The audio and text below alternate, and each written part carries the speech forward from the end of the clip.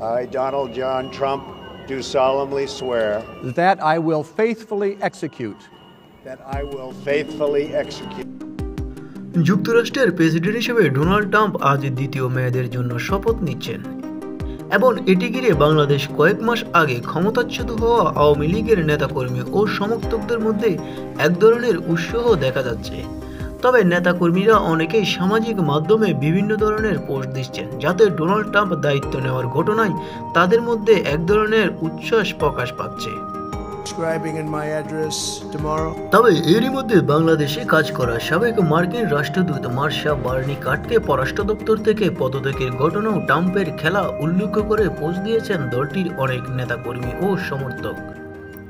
তবে আওয়ামী লীগ ক্ষমতায় থাকার সময় দল ও সরকারের মুখপাত্র হিসেবে ভূমিকা রাখা সাবেক তথ্য ও সম্প্রচার প্রতিমন্ত্রী মোহাম্মদ আলী আরফাত বলেছেন, তারা মনে করছেন যুক্তরাষ্ট্রের বিদায় বাইডেনের প্রশাসন বাংলাদেশের ক্ষেত্রে যাদের সমর্থন ঘুচিয়েছেন ট্রাম্প প্রশাসন সেটি করবেন না বলেও তারা মনে করেন। অন্যদিকে বাংলাদেশের সাবেক রাষ্ট্রদূত হুমায়ুন কবির বলেছেন, পরবর্তীতে পরিস্থিতিতে ট্রাম্প প্রশাসন আসার পরও বাংলাদেশ বিষয়ে তাদের অবস্থানের খুব একটা পরিবর্তন হবে বলে তিনি মনে করেন না। নিউজ বাংলা 29।